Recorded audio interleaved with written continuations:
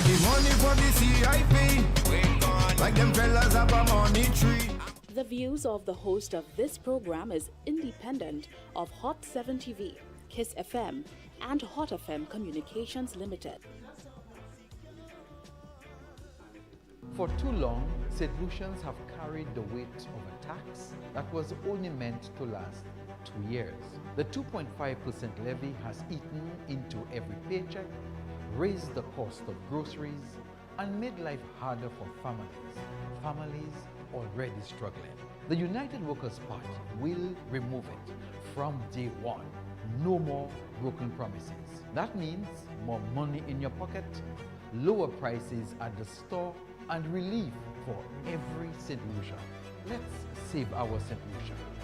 Together, we will right that wrong.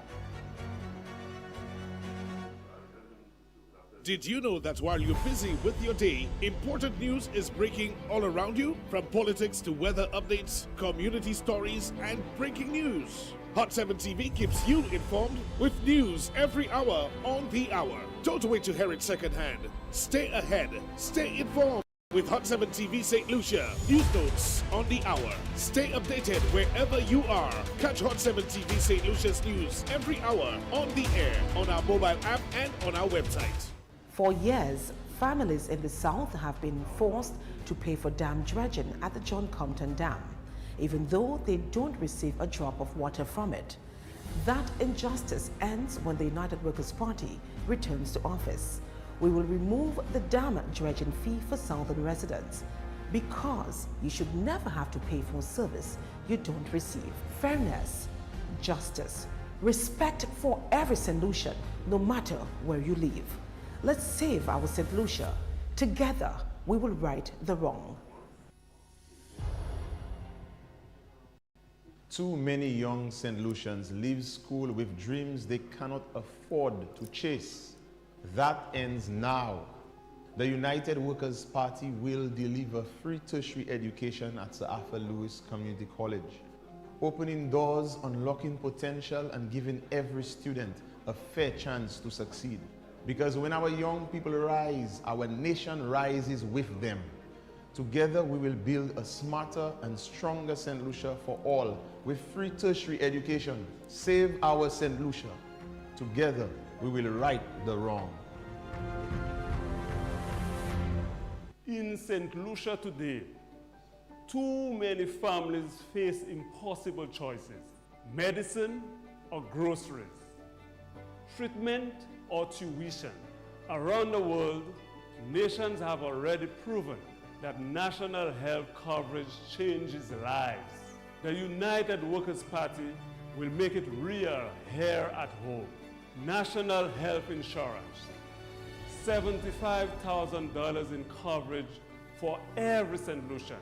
No exception, no excuses. Because quality health care is not a privilege, it is your right. Save our St. Lucia. Together, we will right this wrong.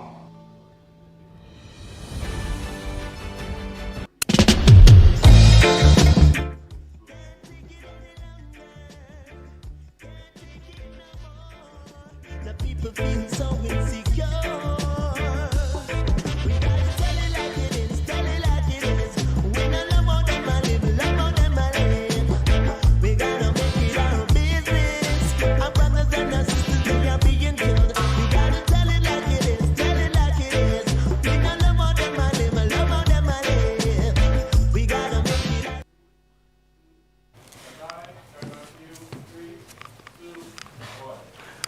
Yes, ladies and gentlemen, welcome back to Like It Is. And of course, as I said, this is our final episode before St. Lucia's general election, which takes place on Monday, the 1st of December, that is next Monday. And so since elections are imminent, we are on the cusp of election, talking about next week, in a week's time. Let us look at what is happening in the 17 constituencies. Let's take a quick look, and I'll give you my take on what I have observed, and of course, you can make your own judgments for yourself. But I want to speak to the people of all the various constituencies having to make a decision now as you go to the polls to decide on which candidate, which party you are going to, in fact, cast your vote for. I ask that you consider a number of factors. One, what are the plans and policies of that party? What is the record of performance, the history of that party in your constituency? And who are the candidates? Who is the candidate in your area? Is it someone you feel you can put your trust in? Is it a person of character? Is it a person of integrity?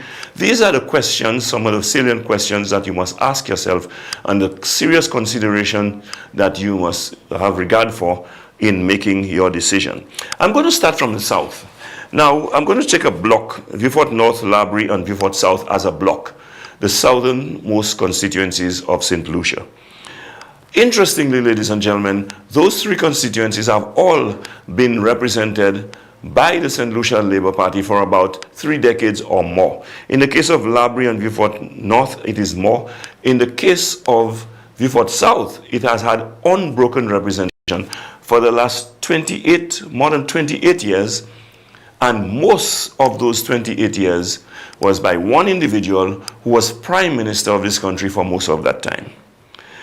I ask the question, Vieux Fort South, Vieux Fort North, Labrie, for your loyalty to the St. Lucia Labour Party for more than 3 decades in some cases, in cases of Vieux Fort North and Labrie, and almost 3 decades in the case of Vieux Fort South, unbroken that is, what do you have to show for that loyalty to the St. Lucia Labour Party? That is a serious question. There are no excuses. It's not like you were represented for those long decades in opposition. As a matter of fact, for most of the last 28 years, Vieux Fort South was represented by the individual who was the Prime Minister and Minister of Finance of the country for most of that time. What do you have to show for it?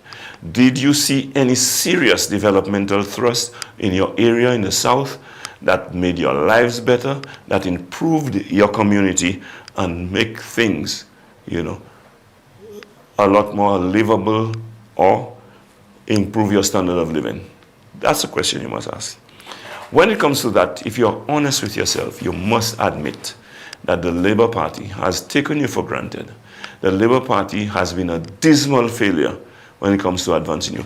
Compare Vieux Fort, for example, which is a town. Was a town before Grosley was a town. And look at what the development that has taken place in Grosley. Cannot even compare. And I heard a statement by Kakal, Khalid Xavier, the candidate for Vieux Fort North. And that statement struck me. He said that Alan Chasney is the best representative the South has ever had in a long time. Alan Chasney is a representative from Mico South. But what he has done for Vieux Fort North, Vieux Fort South, and Labrie is more than what the St. Lucia Labour Party, the party that you have given your blind loyalty to for all those years, have done for you. So, in Vieux Fort North, you have Khalid Xavier, as I said, Kakal. He's an energetic, vibrant young man with a desire, burning desire to improve his community of Vieux Fort North. And his slogan is, from neglect to prosperity. And that is apt because you have been neglected. With all the commitment and loyalty you've shown to the St. Lucia Labour Party, you have been a neglected community. You are among the least developed in the country. For Vieux Fort South, you have Lady Lee and a protege of Dr. Kenny Anthony. Okay?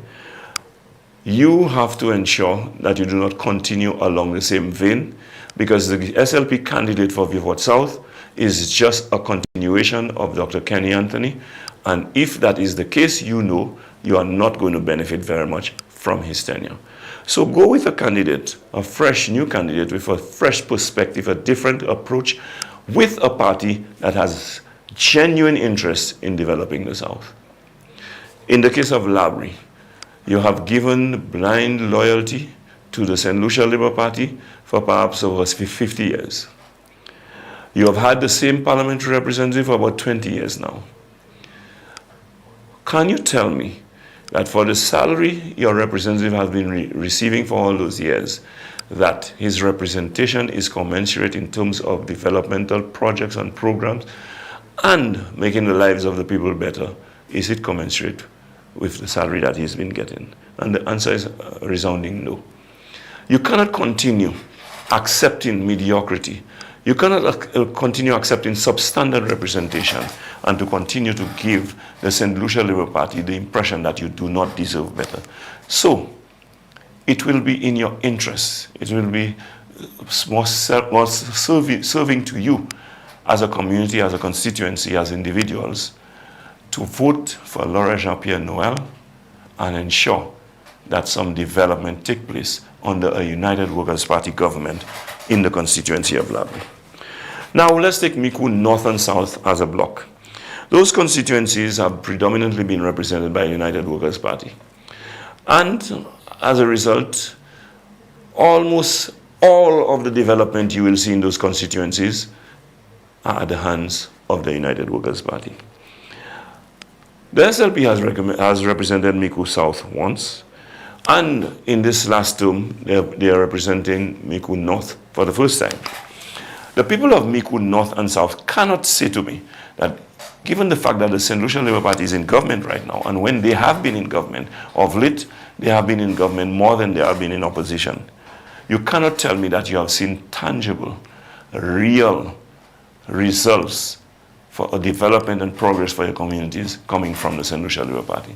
The St. Lucia Labour Party does not have your best interests at heart. And so, it would serve you well to return both of those constituencies to the United Workers' Party and be part of the government, the administration of a United Workers' Party that will continue giving priority to your development and your advancement as a people. And so I ask that for the people of Micoud South, you saw in just one term as Prime Minister what Alan Chasney did for Micoud South.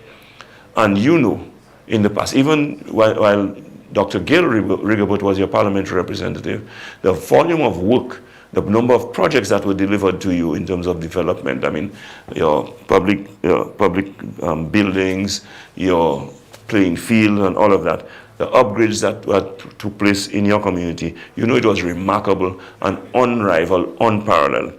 So you do well to go back to the United Workers' Party and to vote for Alan Chasney in Micoud South. And the real Norbert that you should vote for in Micoud North is Elijah Norbert, who will be a far better representative and give you far better representation than what you are getting from the Norbert who is there right now.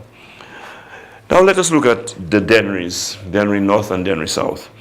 The Denrys are in a similar situation to Micoud, so to speak. And, but we have had quite a run by the St. Lucia Labour Party in Denry North. As a matter of fact, the sitting representative, Sean Edward, has been there for 3 terms consecutively. And in those 3 terms, he has been in government, his party has been in the government for at least 2 of those terms. It is only now you see a desperate effort because of the staunch challenge that Sean is receiving from Bradley Fulgence that you see an effort is being made to provide you with representation. I always say, when you elect a parliamentary representative, it is for a 5-year term. It is not for only for election season when the campaign begins. That's when you realize you need the vote of the constituencies and you spring into action trying to work miracles and do things that you could have done easily during the 5-year term that you had. So now Sean is, breaking his neck, running around like a mad fowl, trying to work wonders, things that he neglected to do in the last 3 terms, he's trying to suddenly do, and spending all kinds of money, my understanding is, to buy votes on the ground in an effort to save his political fortunes. But I know the people of Denry North are smart, and you, I'm sure, will let Sean Edwards know that what he's doing now is too little, too late. And the money that is being spent, I've always said to you, eat them out, drink them out, and on December 1st, vote them out. And that's the statement you should mete out to Sean Edward. because that's an insult to you to run at you this last minute, trying to fool you with projects and buy you with money. You are not for sale. Your vote is not for sale. And anyone who insults you by trying to buy your vote, you should take their money and vote them out for the disrespect that they're showing you. Dennery South. Dennery South, prior to this term, was represented for 3 consecutive terms by the UWP, and the representative was Edmund Estefan. Admittedly, and it's very difficult under United Workers' Party administration not to be a good representative, because this is a government that looks out for its people, that goes out of the way to ensure that development is distributed island-wide and that they take care of every single constituency. So Estefan, when it comes to having done work in the constituency, he has an impressive record and so on. However, he has fallen out of grace, has lost popularity, and lost as a consequence the election to Alfred Prosper Stabach. And so the Labour Party has that constituency. I mean, from the best of my observation and what I'm hearing from people on the ground in Dennery, the man forgot for the last 4 years that he was the parliamentary representative. He did absolutely nothing in Dennery. Okay, he was not even visible in a small constituency like Dennery. And of course, the Labour Party is trying to salvage that seat now, realizing that it has slipped away, given the fact that the United Workers' Party has endorsed a formidable candidate in Benson Emil, Ben, who is popular, who is well-liked, and who has the qualities and is of the caliber to provide Dennery with the kind of representation that it deserves and the kind of representation that the people want. And so again, there's a mad rush, a scramble to try to save that seat and to buy out people's vote. And of course, they have recruited, guess who? Edmund Estefan himself. Now, I think it is a shameless act on the part of Edmund Estefan to have done what he did. But then again, if you are transactional, you have a price. And once anybody show up at the right price, you can be bought. And so there are those who have political integrity, and there are those who are political prostitutes. The political prostitutes sell themselves to the highest bidder. And I will say to you, there are a number of contenders who are vying to become candidates of the United Workers' Party, who do not respect and accept the democratic process and became salty, having lost their bid to become candidates. And those who did not uphold and respect the democratic process, those who were self-centered and self-serving, and those who were only there to see about their personal best interests, they defected because they got offers from the party that is willing to transact, and they left the party that is involved and focused on transformation. I do not think that it is necessarily negative or bad to rid your institution of the people who are not up to scratch in terms of the standards that are required and the principles that should be possessed. And so I say, all of those who went, and I'm going to call them out. I mean, you have Edmund Estefan, you have Elwin St. Rose in Ancillary Canneries, who lost his bid, and all of a sudden found all kinds of problems with the process after he lost his bid. Okay? You have John Paul Estefan, Edmund Estefan's brother. I don't know if that's a hereditary thing for them, but John Paul Estefan is Edmund Estefan's brother, who made a bid to become the UWP candidate for Babonneau. And after having failed, he turned to the St. Lucia Labour Party, the repository for rejects. They took him and made him the candidate for the St. Lucia Labour Party. Now, they should recognize a couple of things. One, it is an admission on the part of the St. Lucia Labour Party that they would dismiss the incumbent Virginia Albert. That's an admission that they have failed and that they have not delivered. But to take a rejected candidate, and I have to put it that way because I don't owe it to be courteous to those guys who have done what they did. They showed their true colors, to take a reject that Titus Prevail has already defeated. He defeated him for the nomination to become the EWP candidate. And exactly what is going to happen again is that he's going to defeat him again, this time to become the parliamentary representative for Babonneau. The same,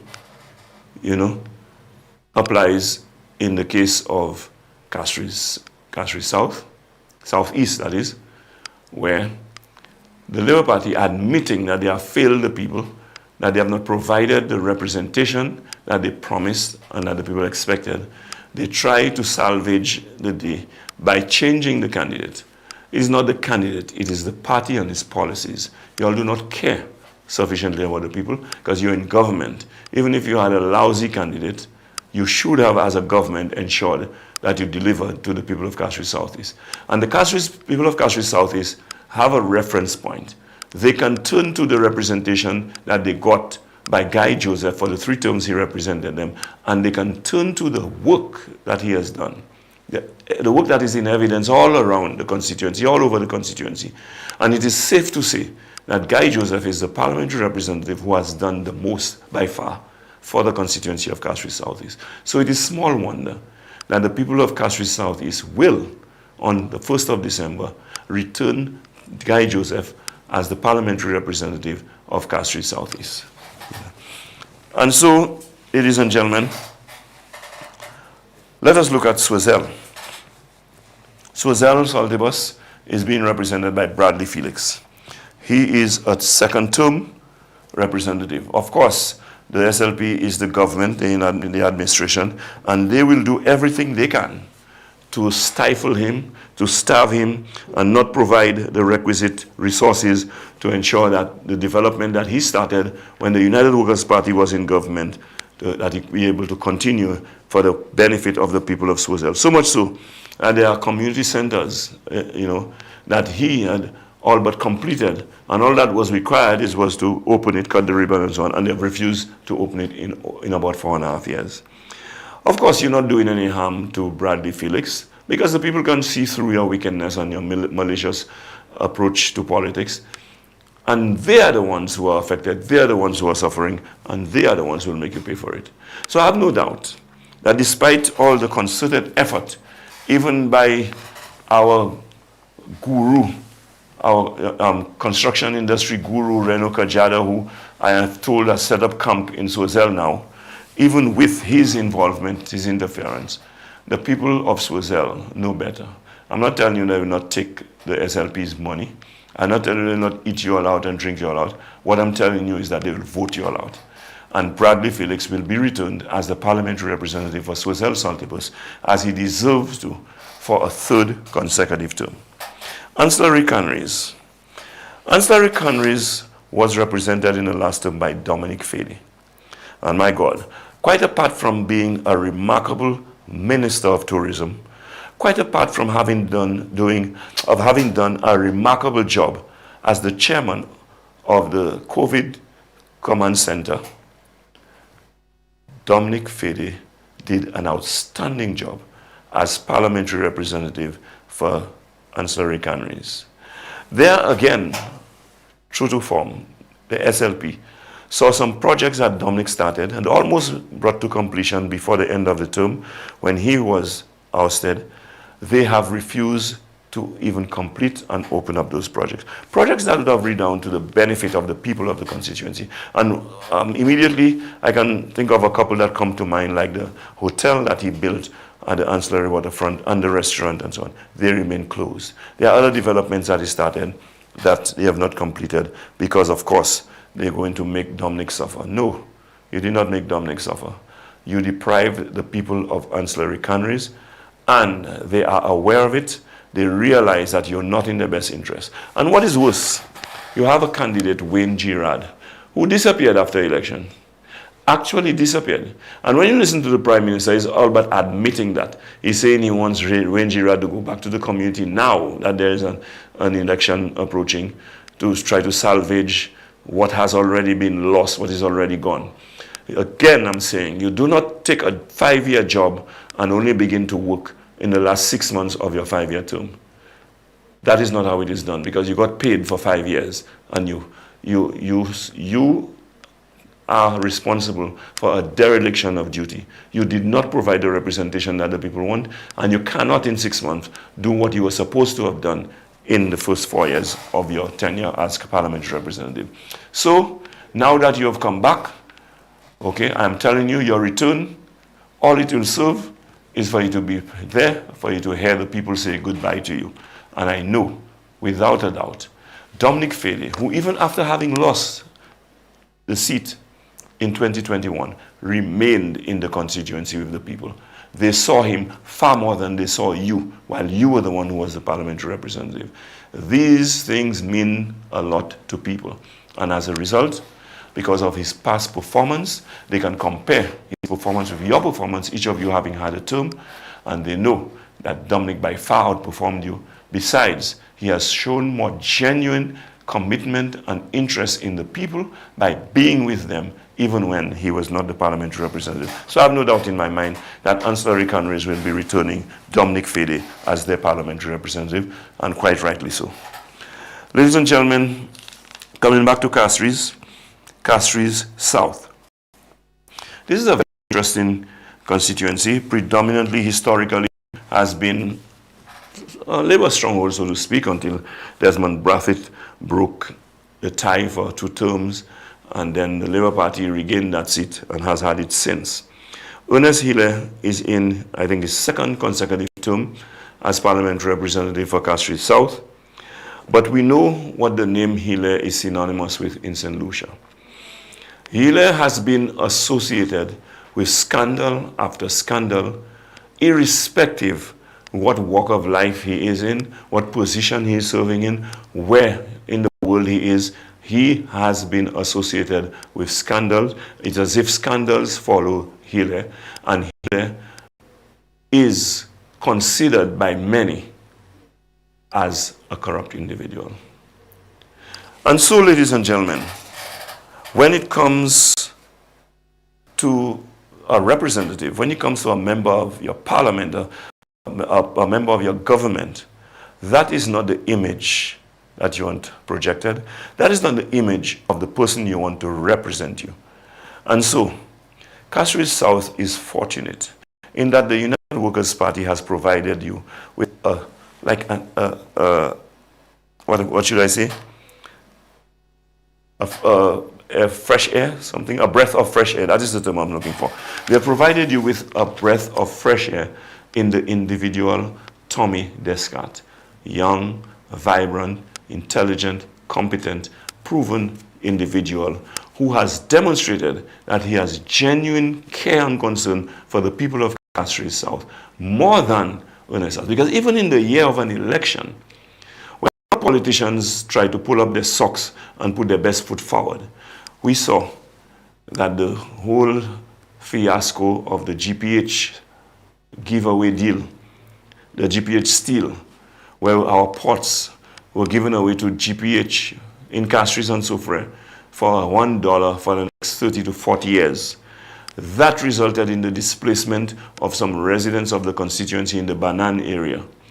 And the treatment again meted out to them by the parliamentary representative was less than satisfactory, less than ideal, less than acceptable. It was Tommy Descart who stepped up and came to the aid of some of those displaced residents and to provide some representation and support to them. We heard how Ernest Hiller spoke as Minister of Tourism, Minister of Investment, when we had that situation with the hotel being built at Montreal. Okay? Whose side did he take? When there was this dispute between the workers and the investors, whose side? He came on television and castigated our local workers in favor of the foreign investors. That, in a nutshell, is who Ernest Hiller is. Ernest Hiller is the one who presides over the scandalous CIP program. Ernest Hiller is the one who refuses to be accountable, who refuses to be transparent with the state's resources. I'm talking about the billions of dollars that we should have inherited from the CIP program, from the sale of our passports, that we are not getting answers from Ernest Hiller for. Not even the required, legally required report that is supposed to be tabled in Parliament that is living up to. This is not the kind of individual you want in Parliament. And so the people of Castries South, for your own good and for the good of the nation, you have a responsibility to get rid of an individual like him and put a man of better character and integrity, and a man who is more vibrant, more competent, and has your best interests at heart, who can relate to you better, the man Tommy Descat. Make him be your next parliamentary representative for Castries South. That, I'm sure, I can promise you, will be a choice that you will not regret. Castries East. Castries East is the seat of the current Prime Minister, the outgoing Prime Minister, Philip J. And he has been the parliamentary representative, just like Dr. Anthony, of Castries East for the last 28 years. 28 years of unbroken representation. And I ask you, take a look at Marsha. The same person has represented Marsha for the last 28 years. Take a look at Marsha. That tells the story. That is the picture of Philip J. Pierre's representation of Castries East. And remember, again, in the last 28 years, the St. Lucia Labour Party has been in office more than they have been in opposition, and they have had the same parliamentary representative in Castries East. And in the last term, he was the Prime Minister and Minister of Finance. Ask yourself, did you benefit as a constituency, as you should, from his representation? I say to you, you have an energetic, committed individual who can relate to your plight. He has lived in the constituency and served in the constituency all his life. And now he's asking that he be allowed to serve in a different capacity. That is the man, Peter Chico, who I'm sure will do a far better job, especially with a United Workers' Party administration governing this country, for the people of Castries East and the people of Marsha in particular. So, Castries North. We have a situation in Castries North where we have Stephenson King, who has run out of ideas, and has become complacent, to say the least. After 6 terms, yes, Stephenson King has represented Castries North for 6 terms. Included in those 6 terms, he has been Prime Minister of this country and Minister of Finance. And that's what I am concerned about. Those people who are in the best positions to do the most for their constituencies, they have to be judged harshly. Because if they cared, you cannot tell me, well, the Minister of Finance was denying me of resources, the Prime Minister was not approving. He was the Prime Minister and Minister of Finance for one of those terms, and he has been in government for more of those 6 terms than he has been in opposition. Okay? But Stephenson King has become stagnated. He starts taking the constituents of Castries North for granted, and he feels that he can just cruise along, draw his salary, make his money, relax, and just you owe it to him to re-elect him as parliamentary representative. And what's most, there are questions about Stephenson King's character. There are questions about Stephenson King's integrity. And it is widely accepted now that Stephenson King is an individual who is not trustworthy. He is not trustworthy because of the move that he pulled on the United Workers' Party as a long-standing member, former leader.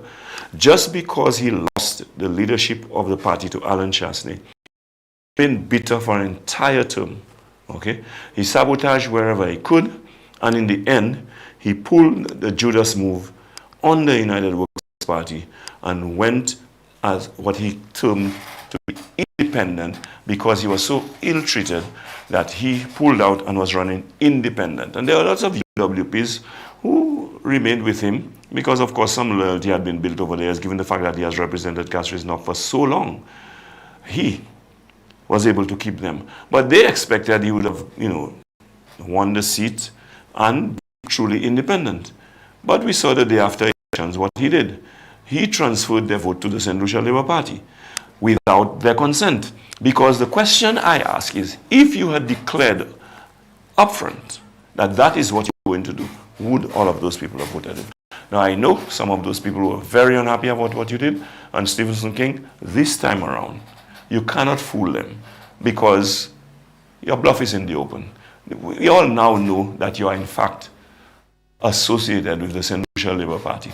And so those people whom you bluffed into transferring their vote to the St. Lucia Labour Party are coming around. They are not going to place their confidence in you after you betrayed them. They are not going to vote for you, and you will suffer the consequences. And what's going to make it worse for you is the fact that the Labour Party has put in place an independent Labour candidate in the person of Steve Bax, who is out there and making a claim for the Labour votes. And you know, between you and Bax is more Labour than you are, because last election he wanted to run for the Labour Party, but they entered that deal with you and asked him to stand down. This time around, they did not ask him to stand down because they want to get rid of you themselves. And so, the Labour people do know that they probably better Bax, who will probably go with Labour if he wins the seat, align himself with the Labour Party. He is a Labourite, and so the Labour Party will figure, well, you will only check for your loyal people that you can be the WP with. They're not going to benefit from that. So you are going to suffer the consequences, quite rightly so. Because at the end of the day, we all must, you may not pay right away. You'll pay in the long run. The time has come for you to pay. And you, Stephenson, will lose your seat. Because on the contrary, the United Workers' Party has provided Castries North with a man who is well accomplished, who has integrity, and who has the competence and capacity to provide Castries North with new visionary leadership and plans and innovative plans and ideas going forward, where Stephenson King is bereft of ideas and has served his time and has run out of ideas. And so, ladies and gentlemen, the proper thing, the right thing, okay, the appropriate thing to do is to ensure that all UWPs come back home, and all right-thinking independents and Labour supporters put your support behind Stephen Favre, because he is the man who will make the difference. And as a United Workers' Party candidate and part of a United Workers' Party government, I am sure he will deliver for you. What Stephenson King did to you just recently with the lands where the Prairie CDCs were, Stephen Favre would not do that to you. Okay? He would engage you in consultation as to what would be done with the property, and he would engage in a project that would benefit you. Not going to look for foreigners to come and take over there, just deem the place some special development area to put business for foreigners and nothing. That's not what would happen. So I can assure you that you will be better off with Stephen Favre in Castries North. And by the way, I don't know if I'm supposed to say that, but by the way, well, whoever is upset if I say it, if you should not have told me, the polls are showing that Stephen Favre is ahead. Your days are numbered, Stephenson King. Bow out gracefully, and you have run out of gimmicks. The last one you pulled, it worked, but the time has come for you to pay the price. I want to talk about Babono.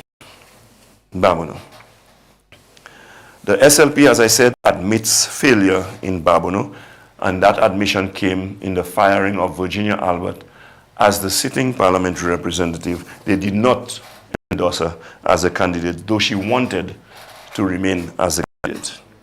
And of course, being out of options, they turned to the rejected candidate, the potential candidate for the United Workers' Party, the man who made a bid to become the candidate of the United Workers' Party and failed, John Paul Estefan, the opportunist, the individual who realized already that you cannot trust, became the candidate for Babono.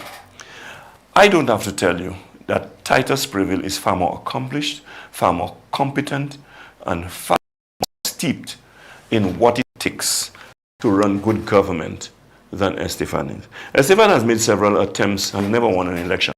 He has made many bids to become the president of the teachers union. Okay? And he has failed. He's not in a national election. He's going to. He made an attempt. His last election was the nomination to become the candidate. He failed. You have been beaten already. I mean, it's just a matter of formality. The Labour Party just threw you in to take the licks that you deserve.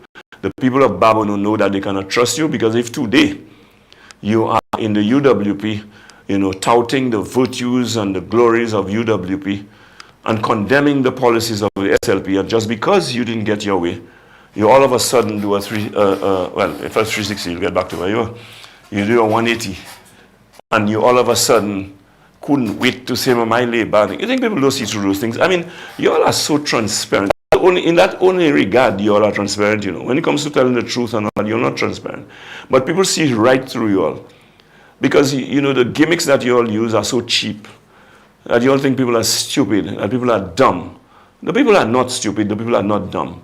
And you too will meet your fate on the 1st of December. You will be rejected at the polls, because the people of Babono have a far better option that was presented to the United Workers' Party, a member of the dream team of the Flambeau, Titus Sprayville, who I am sure, hands down, will give you a beating at the poll. The people of Babono will embrace Titus, and for good reason will vote him, because already you have demonstrated that you have actually lied publicly already, which is the way of the Labour Party, I understand, but it will not serve you well. Grosley, the constituency where I come from, where I once represented, Kenson Kazimi came fresh, young, vibrant, and the people of Grosley decided overwhelmingly that they would give him a chance as the parliamentary representative.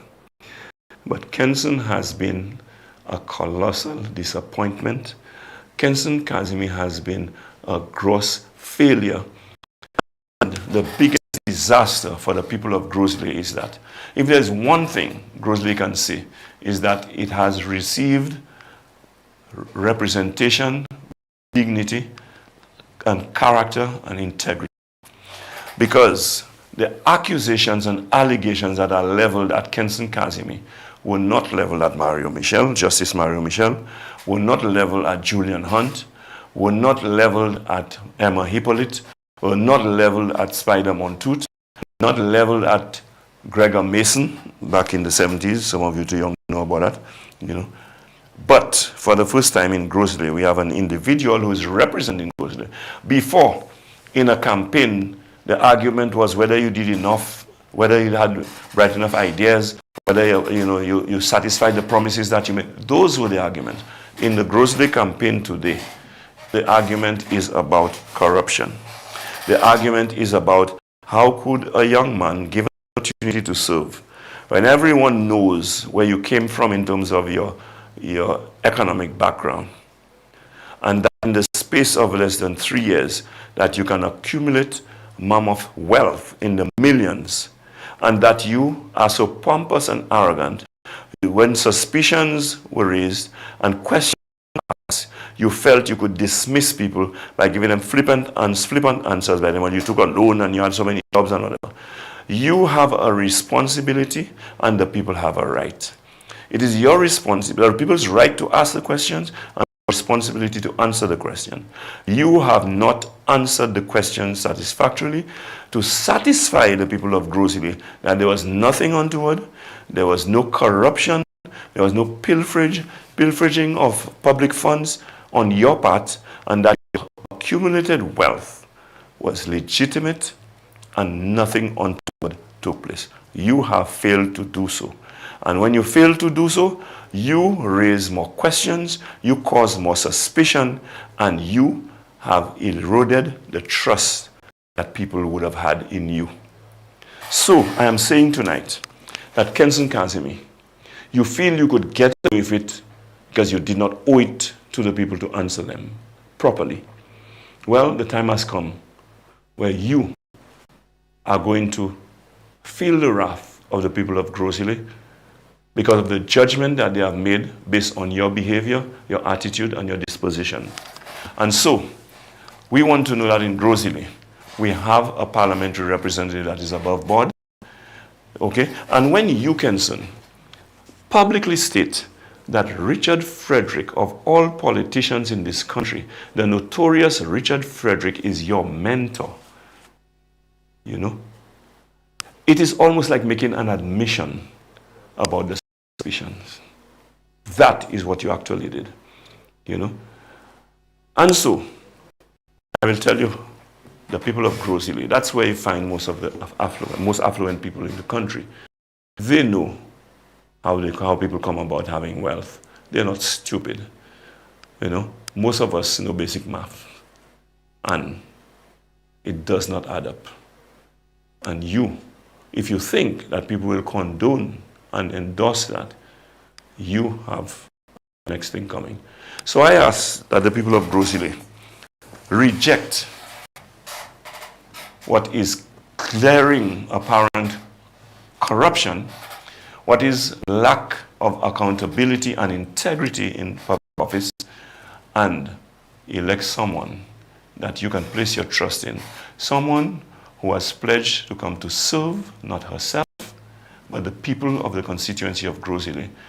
I ask that you place your trust and confidence instead of the disappointing Kenson Kazimi in Marcella Johnson, the United Workers candidate for Grosili. And I can assure you, with her energy, her drive, and her desire to create an impression, being part of a United Workers Party government, we the people of Grosili will be the recipients and the beneficiaries of that energy, that drive, and that desire. So, come the 1st of December, vote against corruption, perceived corruption. And we have every reason to believe that there is, when the questions are being asked and you refuse to answer them, that gives us more reasons to be suspicious. So vote against perceived corruption. Vote against arrogance and pomposity. Vote for integrity. Vote for greater prosperity, not of the individual as a candidate or representative, but for the community and the people of the constituency. I deliberately left Castries Central for last. Deliberately. Castries Central has developed into a very interesting story. And may I say, again, I don't know if they'll condemn me for revealing that, but the last poll that was carried out revealed that Rush Clark is in the lead. Now, the Labour Party was saying it is close between Rush and Richard Frederick, that Richard Frederick is a couple percentage points ahead of Rush. Now they're not saying anything, because since Stanley Felix entered the race, the picture has changed, and Rush Clark is now comfortably in the lead. Because all UWPs will go out and vote for Rush Clark to ensure that they rid themselves of that notorious character called Richard Frederick El Guapo, who is an embarrassment in himself, who is a disgrace to St. Lucia being in our parliament, and worse yet, for the Prime Minister of this country to have handed to be his spokesperson and member of cabinet. The people will have their say on this matter come the 1st of December. So, I wish young Rush Clark well. He is on a good wicket. He is on a good footing. I know he will get the opportunity with the vibrancy, the energy, and the desire that he has to make a contribution. I know you, the people of the city of Castries, will give him that chance, and we'll see a difference. I hear Rush speak of housing and city development and so on, and I'm pleased to know that not all representatives, not all candidates in the race think that Castries has to be a plywood city, like Richard Frederick is turning it out to be, building shacks everywhere, knocking up shacks everywhere, you know, turning into a plywood city without proper city planning, you know, and, you know, making our city look like, you know, a slum. That's the way I can put it, you know. But when you consider the reputation of the individual, we need to rid ourselves of that individual once and for all, and rid the politics of St. Lucia of that individual once and for all. Well, let me just tell you a secret. I am not the only one of that view. The St. Lucia Labour Party wants to dispose, but they don't know how. Because unlike the rest of us, they are afraid of him. And you know why they're afraid of him.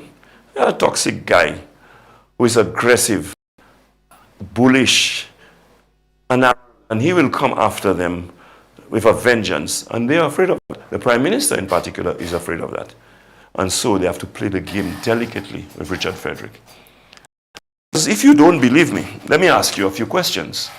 How come last election, and let's not forget the Stanley Felix that I mentioned, has contested elections for the St. Lucia Labour Party as a Labour candidate. He was a member of the St. Lucia Labour Party. Richard Frederick cannot say he is or has been. And that is because they have refused request to become a member of the St. Lucia Labour Party. Well, I know most of you will say you can understand why they will refuse him. But my problem is that he is so toxic, so notorious, so disgusting, that you don't want him in your party. Why do you see us with that same individual in our cabinet? Okay, yes, to appease him, to ensure that he doesn't come on your back or anything like that. But you cannot play with the reputation, the image, and the fortunes of a people and the country by satisfying your narrow political, personal interests and your party's concerns. The other party who told us of all the notoriety of Richard Frederick and all of his activities, okay, that are less than savory. You are the one who told us about him. You are the ones who told us that he's the worst thing to have entered politics in St. Lucia. And today, without any explanation, no exoneration, you have embraced him and make him a part of our government. The St. Lucia Labour Party is going to pay in this election for just that decision. Many of the candidates around the island will suffer the consequences, knowing that Richard Frederick is a disguised member of the St. Lucia Labour, of the PPA, as a Prime Minister. If he wins, that he will embrace Richard Frederick. But let me just say something. I have to give them credit for not wanting to embrace Richard, and they have rejected him even when he has publicly appealed for his membership to be accepted. They have rejected him. And, of course, they have also put in place subtle moves to ensure that they get rid of him without him realizing that they were doing it. But it's obvious for everyone to see. You asked Stanley Felix to stand down for Richard Frederick in the last election, and you're allowing Stanley Felix to contest as independent Labour in this election. Why didn't you ask Stanley Felix to stand down again? It's because, and Stanley can say what he wants, you all can say what you all want, you all have a plan to get rid of Richard Frederick, and that's exactly what you all are doing. Credit to Stanley. Richard recognized the strategy, and he has gone after Stanley and attacking Stanley. I credit to Stanley. He's not one of those who's afraid of Richard Frederick, so he'll stand up to Richard Frederick, But Richard Frederick, the Labour vote, and you watching Stanley and tell him stand on his own merit. The votes you are going after are the votes of the St. Lucia Labour Party. Stanley is more Labour than you are. As a matter of fact, you're never Labour. Philip Pierce said you were never a member of the St. Lucia Labour Party. The only party you ever belonged to was the United Workers' Party that has expelled you and do not want you in their ranks. So in other words, you're nobody's child. You're not wanted anywhere. Okay? But Labour people know that Stanley is Labour in his thinking, in his association, in his core. He has been, I think, a two-time candidate for the St. Lucia Labour Party. So, naturally, Labour people will vote for Stanley. Those especially who have some pride and decency and who want some dignity to be brought back to the representation of Castries Central, that they can truly call their representative honorable, vote for Stanley Felix. Okay? The few transactional ones that you can buy, and those who are afraid of you because you have done favors for them, some of them will vote for you. But you are going to lose. And you deserve to lose. And I ask all people of Castries Central, especially the United Workers' Party supporters, to go out and cast your vote for Rush Clark. Have no fear. Rush is in the ascendancy. He is in the lead. He will become your next parliamentary representative, and you can be far more proud of Rush Clark as your parliamentary representative, as opposed to Richard Frederick, the notorious character that even the St. Lucia Labour Party has condemned. Ladies and gentlemen, talking about Castries Central, I will take a very short break. Okay? But before I take a break, I just want to play one more clip for you related to what I've been talking about. And when after you've heard it, we'll take a break, and a very short break, and we'll be back. And this time I will bring you the next parliamentary representative for Castries Central. Let's watch the clip. Stay tuned. If you want to be rich, don't get into politics. Principle number 5. If you leave politics rich, you thief. Youth and Sports Minister Kenson Kazime is under fire now that it has been revealed that he has acquired millions worth of real estate over the last 3.5 years. Since assuming office, Kazime has developed 3 villas in Union Hilltop. He is now in the process of constructing another development in Cap Estate, this time with 5 properties. What makes this transaction suspicious is that Kazime made a $100,000 cash deposit on the property. The total cost of the property is about $273,000. Compounding the situation is that a contractor, who is also a political financier of Kazime, is the one developing the minister's newly acquired Cap Estate property. This same contractor was awarded a multi-million-dollar contract for rehabilitation work done on the Darren Sammy cricket ground in preparation for World Cup cricket, as well as numerous other contracts in the constituency of Gros. The allegations being leveled against the minister is that he has received kickbacks from the contractor for the Cap Estate development in return for the awarding of multi-million. Yes, ladies and gentlemen, yes. I actually wanted to play you a clip on Richard Frederick, but instead you put a clip on his protege, the guy who calls Richard Frederick his mentor, Kenson Kazime. But it serves the purpose nonetheless, it tells the story. And I want to say to you, ladies and gentlemen, in this upcoming election, you must ask yourself that question. What we have experienced, now forget the rest of the Labour Party, forget Ernest Hilaire, forget all those guys. Just from between Kenson Kazime and Richard Frederick, what we have experienced, that and anything more will be too much. Ladies and gentlemen, you have to make the decision, you have to make the right choices, you have to get rid of those individuals. They are not fit for the position, honorable people. They have to be kicked out of our parliament, and let's bring back integrity and dignity to representation with the candidates of the United Workers' Party in Gros Islet and Castries Central, Marcella Johnson and Rush Clark. Talking about Rush Clark, we're taking a very short break, as I promised. We're going to be back momentarily. Please stay tuned, and when we rejoin, we will have Rush Clark on set. The views of the host of this program is independent of Hot 7 TV, Kiss FM, and Hot FM Communications Limited. For too long, St. Lucians have carried the weight of a tax that was only meant to last 2 years. The 2.5% levy has eaten into every paycheck, raised the cost of groceries, and made life harder for families already struggling. The United Workers' Party will move it from day one.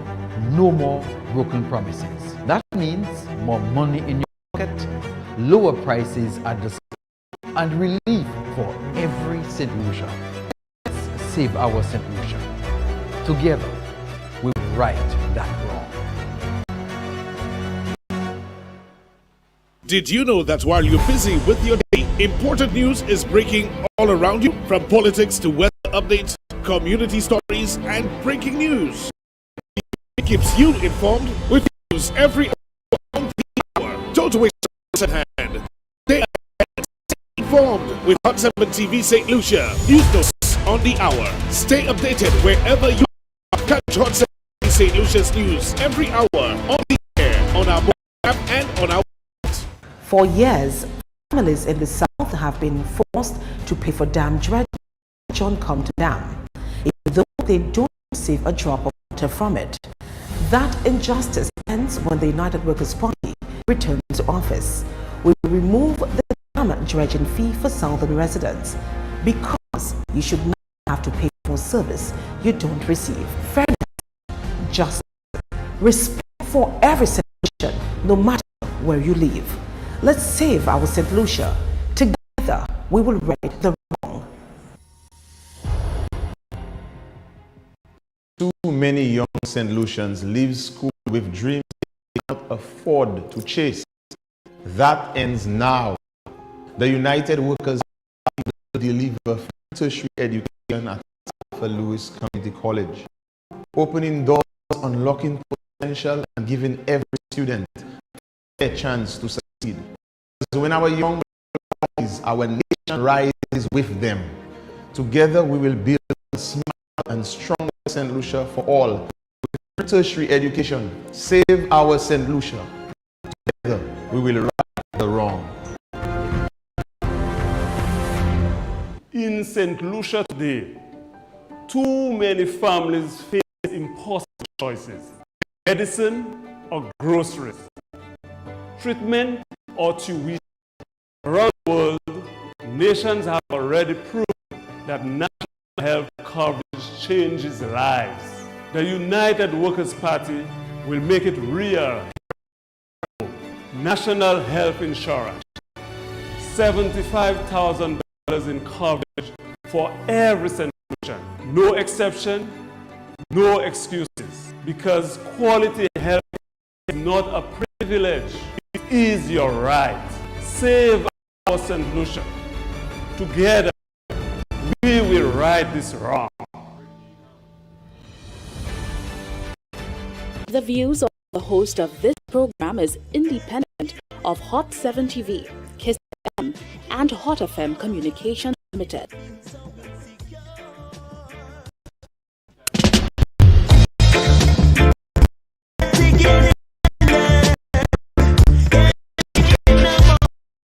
The people feel so insecure. We gotta tell it like it is, tell it like it is. We don't love how them a live, love how them a live. Gotta make it our business. Our brothers and our sisters, they are being good. We gotta tell it like it is, tell it like it is. We don't love how them a live, love how them a live. We gotta make it our Man, thanks for staying tuned and welcome back to Like It Is as we go through our final segment. And as you can see, I have here with me the next parliamentary representative for Castries Central, Mr. Rush Clark.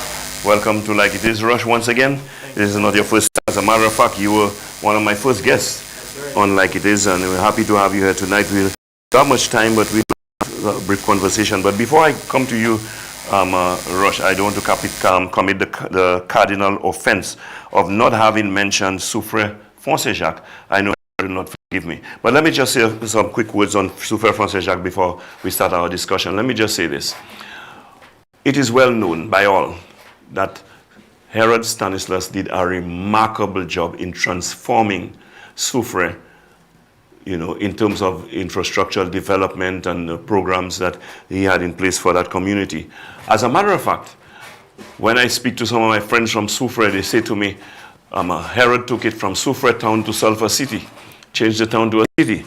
And that was a remarkable job. Unfortunately, he lost, and he lost by a very narrow margin as well, to Emma Hippolyte. Now, you have a situation where Emma Hippolyte served in Soufrière. And you can compare, contrast, look at what Herod has done, what Emma has done, and to make a decision. Okay? So, people of Soufrière, like happened in Grosley, it's almost like history repeating itself. Emma was parliamentary representative of Grosley. She had a term, I had a term. I asked the people of Grosley that very question.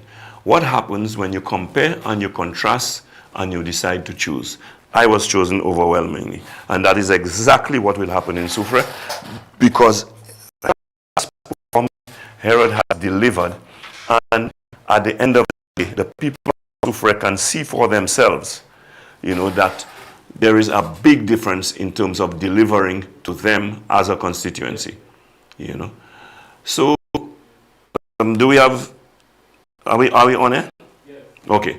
So, at the end of the day, Herod, I have told him it is like someone getting his back pay. You did not get the just reward at the time that you should have in 2021, but you will get it in 2025.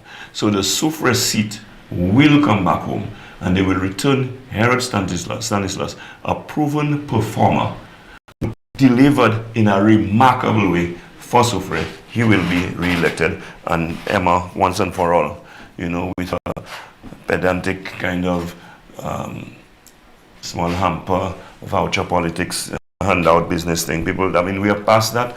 People are more progressive than that. People are looking for more sustainable developmental approaches to governance, not that kind of, stagnated policies. So, ladies and gentlemen, I now want to move on to Rush. Yesterday, the United Workers' Party had a massive rally in Lakai Dennery at Level Ground, and we had a massive crowd. If your competitor, Richard Frederick, was on the show here right now, he would say they had a magnanimous crowd. That's right. Like I always said, I keep telling the guy, magnanimous does not mean big. But anyway, it was a big crowd. And so, very interesting. Before we start our discussion, there was talk that the Labour Party have some big fish that they caught because they have caught some fish and things. But I think it's right, their own acknowledgement, the fish that they caught in people like Estefan, Elwin, St. Rose, John Estefan and things, there's Tweet and sardines and so on. So they were boasting about some big fish. So everybody wondering who, well, they know for sure it could not be me, because my position has been clear, I've been out there. But because people had not been seeing or hearing from people like Gail Rigobert, Dr. Gail Rigobert and Ezekiel Joseph, both of whom were former deputies in the last UWP administration, they figure, okay, Alan Chastney is the leader, the other two people, so these are the big fish that we're talking about, and anticipation was ripe that Gail and Ezekiel will appear on a Labour Party platform. Go there. Well, to their surprise and to their chagrin, Gail and Ezekiel appeared last night and made an emphatic statement to the rest of St. Lucia, that in fact they know where they belong and they are where they belong, and that is with the United Workers' Party. So I just want to quickly play a clip of the crowd, first of all, that we talked about, before I show a clip of both Gail and Ezekiel, and for us to have our discussion. So let's show us clip number 5.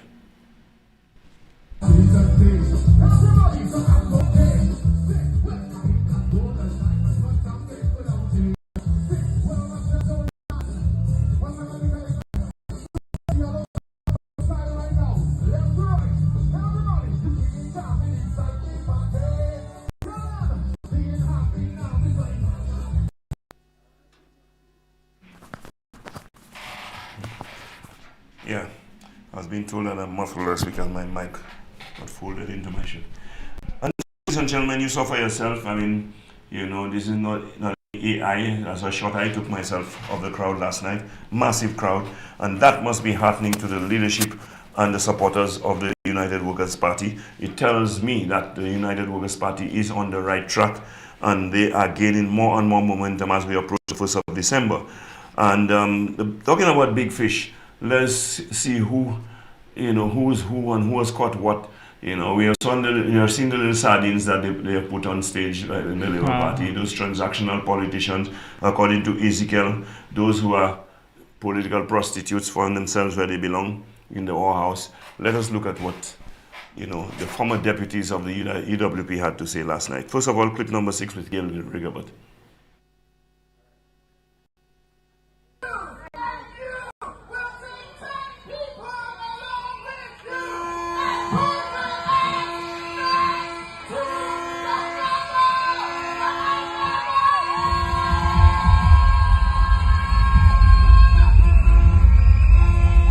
Okay, that was just a short part of Gail Rigobert's presentation. I want to go now into Ezekiel, which I have a longer clip from Ezekiel. Let's listen to what Ezekiel had to say and what endorsements he made on the stage. Good night, my people. Yellow Easter. I can hear you. Yellow Easter. On the 1st of December, what are you going to do? On the 1st of December, what are you going to do?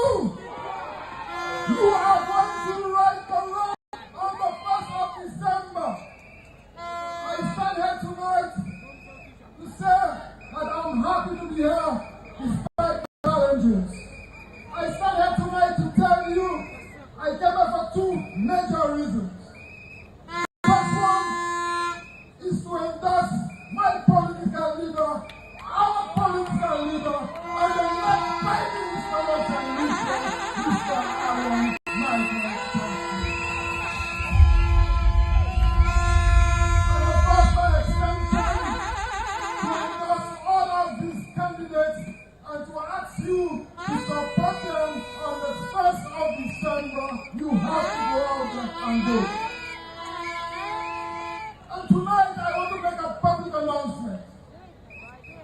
I endorse Titus Brazil for Babylon.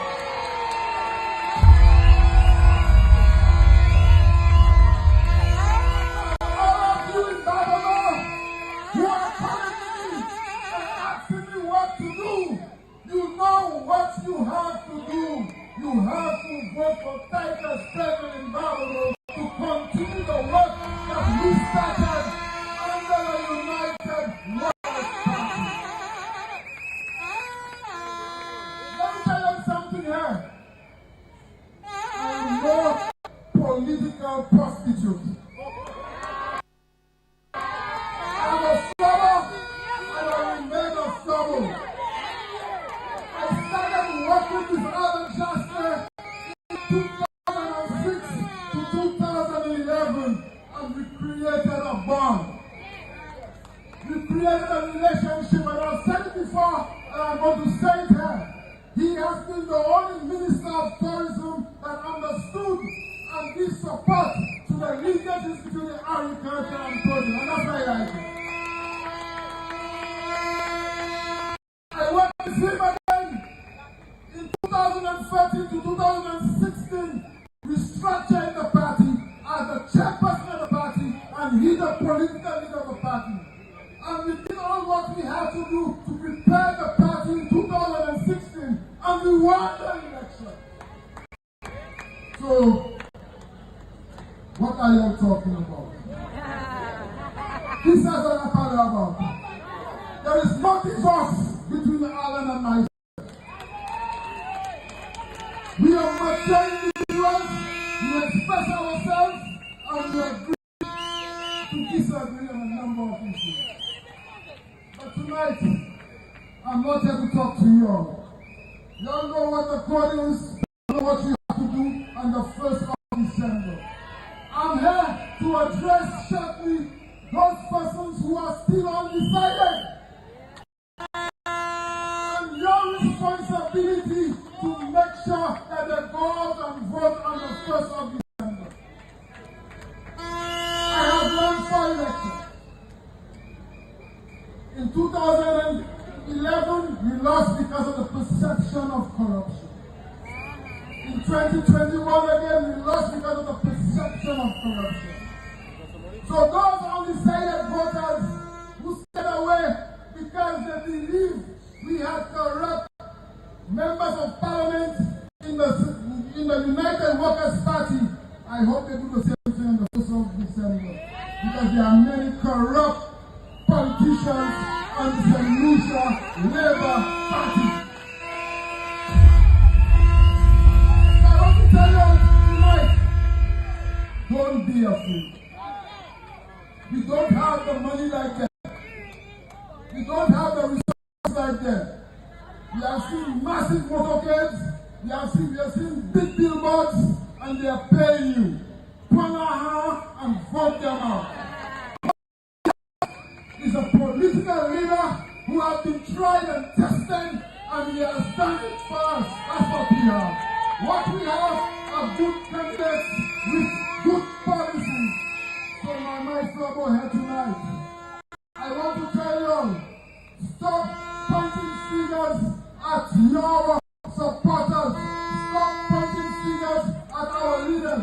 You have the responsibility tonight, you heard, of our policies. In the coming days, focus and set our policies. And that, I'm sure if you do that, we are going to win the general elections in December 2025. So thank you very much, and I want to say I'm happy to be here, and I will continue to give support to my party. Thank you.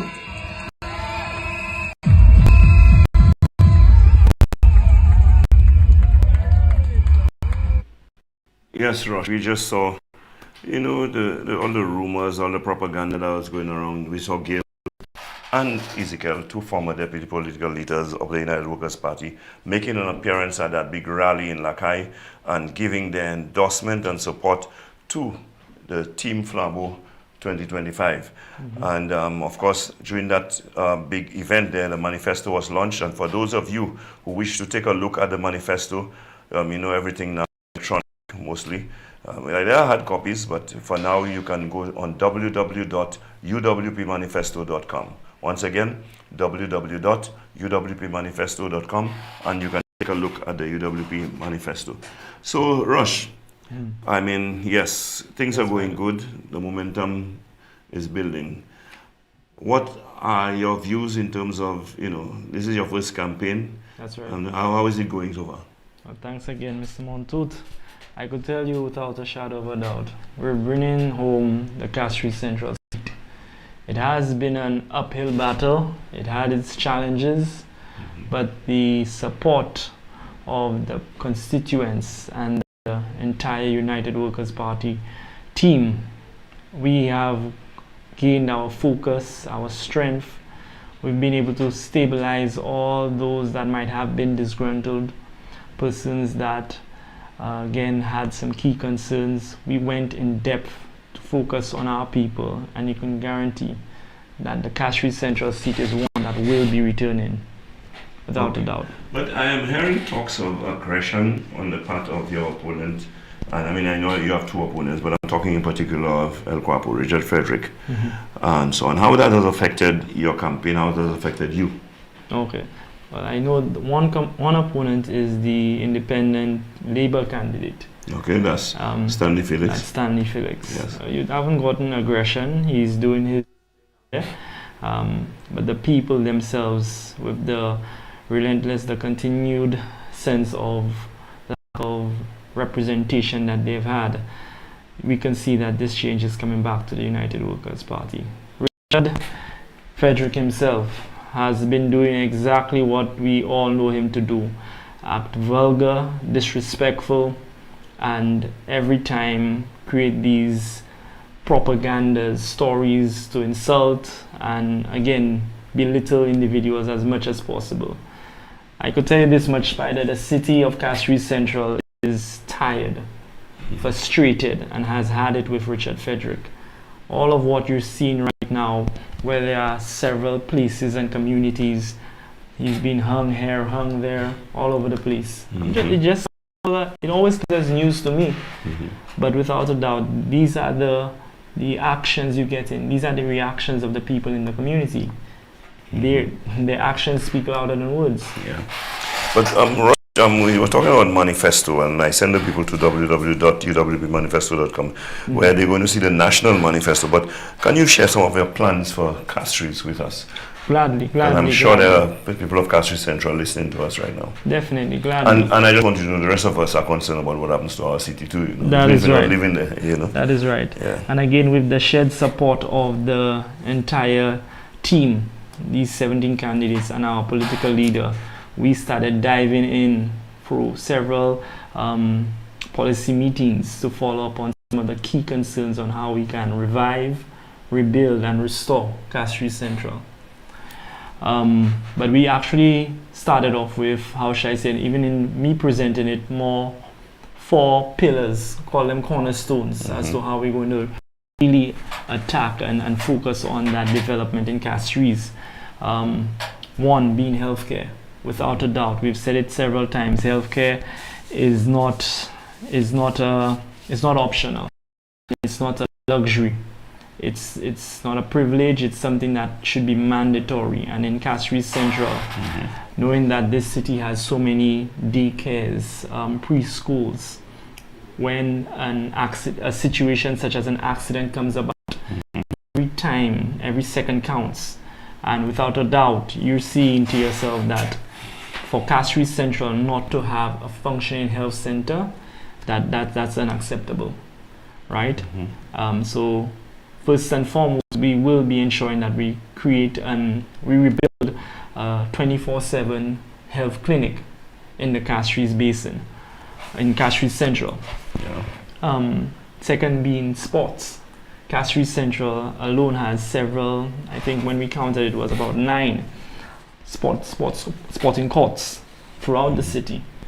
Courts that have been inactive, courts that have been neglected, And even by this representative, he himself, he has either shut down or, how should I say, prevented persons from even accessing some of these courts. So we're actually presenting that the VG Sporting Complex be now converted to a multi-purpose sporting arena. That will bring back, I can tell you, Spider, that will bring back the focus on sports in the city. Remember, you had clubs such as Nyabinghi, the SADC. That's when sports in Castries was sports. Back then, it was the talk of the town. Sports started in the city. And Frederick has never been known to be an individual who have much regard for sports anyway. I don't know if he even ever played marbles, I don't know. I think Frederick, the only thing Richard Frederick is known for right now is his vulgar and disrespectful personality. Yeah. If there is to have a statue of Richard Frederick, that's the only thing that's going to be written on it. Yeah. And what he's doing. You know? But what can we expect for the rest of the week? I mean, I have here a roster of meetings, and before I forget, I probably should just go through it to let the people know exactly what they can expect from the United Workers' Party for the duration of this week. And as of tomorrow, November the 25th, there are 2 zonal meetings, one in the Grosley town from 8 o'clock and one in La Pointe Micoud. So the people of the north, you can go to the Grosley meeting, it starts at 8 in the town of Grosley, and La Pointe Micoud, that's Micoud North, from 8 o'clock. For those of you in the south, will be heading in that direction. On Wednesday, there are actually 3 zonal meetings taking place in the south. In Vieux Fort South, from 8 o'clock, you have a meeting at Leclerc in Castries North. Okay, in Leclerc, from 8 o'clock there will be a meeting, and on the Mon for Castries South, there will be a meeting also at 8 o'clock. So there are 3 zonal meetings on Wednesday. Thursday, there will be a meeting in the village of Micoud from 8 o'clock, and in the north we'll have Moshi, that's in Grosley, from 8 o'clock as well. On Friday, Rush, it's your turn. Central Castries. Right. We're having a meeting from 7, and on Saturday, we have the big national public meeting. It's a national meeting that will take place in Lafargue-Soisel, and it's a national public rally. And I'm hoping, they say Lafargue, I'm hoping they're looking at the playing field or somewhere like that. I saw in the boulevard and on Sunday in level ground in Bakai. I know you need to have massive space to accommodate that crowd. The numbers. Yeah. And this is a good sign that the United Workers' Party people are actually coming out. It is important that you come out also on the 1st to cast your vote, because your support is your support is important, but your vote is what is decisive and is what is going to make the difference. So, I look at the team. I want to talk about the team with you, Rush. I say that Flabo has an amazingly formidable team of a visionary leader in Alan Chasney and diverse team members of accomplished and competent men and women. And I think that augurs well for the future of our country. So, given that diversity that I see, what are the general policies and ideas that we can look forward to? Can you tell us of some of them? Those at least that resonate with you. I know some of them, I know what resonates with me. Let me see. You being a young man, I've been a little older. Let's see how it compares. Definitely. But you go first. The mortgage guaranteed in our SOS plans, our youth SOS plans, renowned. 7 of these youth SOS plans are, keen and fixed to affecting our youth even as we stand right now. And this was done not just as a spur of the moment. This was something that we ourselves had to dive into and say, hey, moving into our future, this is what we can actually focus on the youth and saying this is the direction we need to be taking them. And definitely healthcare, as we say it. It's one that we have seen this government fail us time and time again. For sure. Right? Yeah. But even before I jump through, I wanted to call out just these last 2 policies that will cornerstones in the constituency of Castries Central. The third one would have been affixed to our traffic congestion. Okay. Within the city, a simple roadblock on Bridge Street, a simple accident on Brazil Street would have traffic backed up all the way to the main highway. And focusing on one of the keen, I should say, directions we need to move in to decongest the city and ensure that we actually have better management would be the implementation of us having our northern and southern bus terminals. Okay. That's something that we are pushing forward for. Last but not least, and again, is the elephant in the room. Housing. Yeah. Because we've seen time and time again, Spider, we've had a minister, a misrepresentative that was the Minister of Housing and done absolutely not one house. Nothing to develop Castries Central whatsoever. Castries Central has just been affixed on cosmetic surgery, as far as I'm concerned. As far as the people of Castries Central are Well, I know housing is one of your strong points. That's right. And I imagine you have a plan for Castries Central when it comes to housing development. Definitely. And you mentioned that policy that you have of, how you call it, the loan guarantee. That's right, the mortgage loan guarantee. Mortgage loan guarantee, which will ensure that young people especially can access the resources that they need to buy those homes, house and land and so on. So I think, it's a comprehensive approach that people can have faith in and look forward to, especially young people. And it's good, I'm Rush, but how do you feel in a UWP as a young person? You are very young, came into the politics pretty early. That's right. And how do you feel you're now in the mainstream of national politics in the UWP? As a young man, how do you feel? See, typically, Spider, you'd have entrepreneurs, young men, young people would come and they would more or less be so away from the understanding of what politics is. Coming inside of being part of the United Workers' Party actually gave you a better grasp and understanding the importance based on the characters and the integrity of the men and women I'm surrounded around. Every time I step into a room when we actually all gathered there, you actually feel proud. It's an honor to sit by some of these men because, again, not only these are professionals and specialists in their fields, they do it with a sense of duty. Yeah. I've never been in a situation where you've had to feel so proud to serve. And just the opportunities that it's given, and I could say this bluntly, I believe that each and every one of us are very much proud of the opportunity that the United Workers' Party is given to us to serve this country. We all came with it, with that general understanding that we need this change in this country and we all have a part to play. And the cohesive understanding where the United Workers' Party comes and we all mesh in a sense where the ideas are then brought forth and then it's discussed. It's not just one individual, but again, the political leader, Alan Shanley, takes so much time and consideration to hear intricately the concerns of each constituency. You could swear he's running practically for each constituency. Cares as much as you do. But let me just say this. I am particularly impressed with some of the policies that you have advocated. I have not perused the manifesto thoroughly as yet, but I am familiar with some of the policies that you all have put out. You mentioned a couple of them: healthcare, the national health insurance, the home mortgage guarantee, and so on. But how have you found? You have been on the ground. What feedback do you get from people towards those policies of the UWP? I believe, it's not even believe, we've actually found that persons are very much interested in understanding it. Because it's, how should I say, it's practically, it's layman, it's easy enough to understand for everyone. Right? When I actually explain in most of my cottage meetings to some of the residents in these communities, they sit and they listen because they're seeing to themselves these are the struggles and the hurdles that they face day in, day out. And the United Workers' Party has taken the time to address exactly that issue.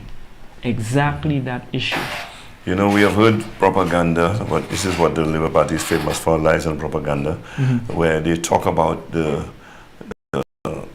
national health insurance is a pipe dream that cannot be achieved, where you're getting the money from, and all of that, because they want the people to believe that you say that they're going to get up to $75,000 in health coverage. This you need $75 multiplied by 180,000 people, you know, and that kind of foolishness. And it is so sad and insulting that people who know better, like the outgoing Minister of Health, Musa Shabatis, you know, and people like Richard Frederick, who ought to know better, although sometimes I wonder, because when I judge his behavior and so on, you know, I wonder if he even knows better. I believe this man at this stage believes in all of his propaganda, you know. You know, and they want to make people believe that it's impossible because you need $13.5 billion and so on. Foolishness. That's not how insurance works, and they know that. Yeah. You know, and if they don't deserve to represent people if they're so daft and they're so dumb that they don't even know that. You know, and I find it despicable for people who have gotten to the position of ministerial office coming around and trying to play on people's ignorance and to try to exploit people by spewing that garbage that they're doing. It is not true, and they have their minions repeating it, you know, in all their ignorance, not teaching them better, not explaining to them what happened. The thing about it, you only think of it, you only come with an idea, but it's a good idea, it's a great idea. Do not try, come with a better idea. That's what you should do, rather than to mislead people. So I think your work is cut out for you. You have a few days left. When you meet people who are swayed by that, you know, propaganda, that you can explain to them. I think it's important, and we know that. I've done that on several occasions, but still I find people who still are influenced by the lies and propaganda of the St. Lucia Labour Party. But I think the majority of St. Lucia get it. St. Lucia get it, and they will embrace it. They know it's good for them. Like you said, that business of having to go and fundraising, and some people die while they're waiting to raise the fund. That's not good enough as a people, and so on. But I want to ask you a direct question right now. Talk to me. It's days before elections. Have you all discussed? You're expected to win your seat. The polls are showing that you're going to win your seat. Have you all discussed portfolios and things like that? Yes, we have. Okay, where do we expect to see Rush? You expect to see Rush as the Minister of Housing, Physical Planning and Urban Development. Okay, that's good enough for young people. That's right. Because you just spoke about the mortgage deal that you all have for young people for housing. You're the Minister of Housing, along with your Minister of Finance. Once you can make that happen, young people will get it good. That's right. And I know, of course, you all have, you know, wider policies and plans for other people as well in wider communities in the rural areas to own their own house and land. And I know that you all are going to leverage some of the crown properties that you have, you know, the crown lands that you have. You're going to leverage some of it to ensure that, you know, our people get the kind of, you know, what I call investment, best investment possible to make their lives better, you know, own their own homes and their own land and so on. So that is very interesting, that's positive. But I'm not into the business of prediction. You're not going to hear me say who's going to win how many seats. I know UWP is going to win, but I will not go as far as hazarding a guess, will you? There is a someone showed me this clip, Spider. What's it? All Flabos are going to win. All Flabos are going to win. Now, interestingly, they brought this guy, Emran Henry, down here from New York to participate in some gospel thing, because he's a gospel singer. Now, in New York, I want people to know that Emran is regarded as a gospel singing prophet. That's how he's regarded in New York. And so when I listen to the thing and I see Emran at a Labour Party event singing All Flabos Gonna Win, I say, my God, the guy has come to prophesy. You know, and I'm not going to argue with him, I'm not going to doubt him. Okay, so when I heard if that, you say so, Emran, I take it. Preach it, but Rush, we run out of time, and I just want to give you the opportunity. You have the last few minutes for whatever words you want to share with your constituents, with the wider country ahead of the December 1st election. This is the last opportunity you'll get on like this. Once again, thanks again for the entire team. Thank you again, Mr. Montoute, for having me here on such notice. Nonetheless, I want to say to the people of Castries Central, rest assured, the time has come. The time has come for us to put our vote where it matters. The time has come for us to select representation that truly cares, not a representation that has continuously, time and time again, disrespected, belittled, and only has its agenda on self-serving, but to follow on representation that is truly people-focused. One where, again, the constituency comes first, and the challenges that we have to go through, we will actually overcome them. Not one where we've had ministers before, persons that have come there before and we've seen no changes, but to actually make this decision. Come December 1st, vote for Rosh Clark and the United Workers' Party. Yes, Rush, thanks for that last pitch. Just thank all of our listeners who have been, tuning in to Like It Is.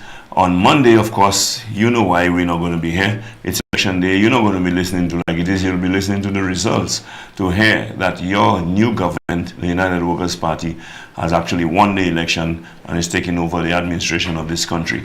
I want to implore all St. Lucians to, first of all, exercise that right and privilege that you have to cast your vote, to cast your ballot on December the 1st election day. Secondly, when you make that decision and you go out, do the right thing. It is a golden opportunity for us St. Lucians to right the wrongs that we have experienced in the last 4.5 years. And to do so, you vote for the candidate of the United Workers constituency to ensure that the United Workers' Party forms the next government on the able visionary leadership of Alan Michael Chasney, and with that formidable, amazingly formidable team of men and women from Vieux Fort in the south to Grosley in the north, where we put together a team of men and women that will transform St. Lucia and, like Kaka Lutze, bring us back from neglect to progress. And in his constituency, kind of neglect in talking about. Nationally, we have been neglected when it comes to healthcare. Our national security has been neglected, and the high cost of living has not been addressed appropriately, and so on. And we have a government that we cannot trust. We have a government mired in corruption, all kinds of allegations and accusations swirling around ministers of government. We have ministers of government who have acquired mammoth wealth, and no one knows from whence it comes, and all kinds of suspicions surround them. We have individuals who abuse people in it. We have a prime minister who continuously tell lies to us and try to deceive people and bluff people. We cannot get anything done in terms of the promises that were made. The St. Jude's Hospital is yet to be commissioned and opened for the benefit of the people in the south. Crime remains rampant. We don't even talk. We're in the throes of a general election. We don't talk about the last few murders that have taken place in the last few days, as if life doesn't matter in this country anymore. We have to restore dignity, pride, democracy, safety, and good living in this country of ours. And you can play a part. Come Monday, the 1st of December, go out and vote for the United Workers' Party to bring about a change in government that will change things for the better in St. Lucia. I want to thank you. And those of you who are listening in the diaspora or in St. Lucia, and those of you in the diaspora, do what you can to influence your parents here in St. Lucia, your family, your relatives, and those of you who can come, please come down to perform this most patriotic national duty of casting your votes and electing a government that your people are deserving of. Once again, on Monday, vote the United Workers' Party, where you'll have no regrets and you'll reap the benefits of it in the coming 5 years. I wish all of our candidates very good luck. I hope we have a safe and peaceful elections. And again, go out and vote. Rush, I want to thank you. I want to wish you all the very best. I look forward to your victory at the polls. And you will see me in Castries celebrating with you on Monday night. Thank you very much. From your coming, you're telling lies. How much more money we have to lose? How many more people? Just is the man. You pay. Where the money for the CIP? Like them fellas have a money tree. So why not voting for the party? Them fellas mashing up the whole country. Tell them fellas ring the bell. Tell them man they bring the bell. Tell them party ring the bell. Ring the bell. Ring the bell. The opinions expressed on this TV program by the hosts, guests, and callers are solely their opinions and responsibility. They do not necessarily represent the views and opinions of Hot 7 TV or its affiliates.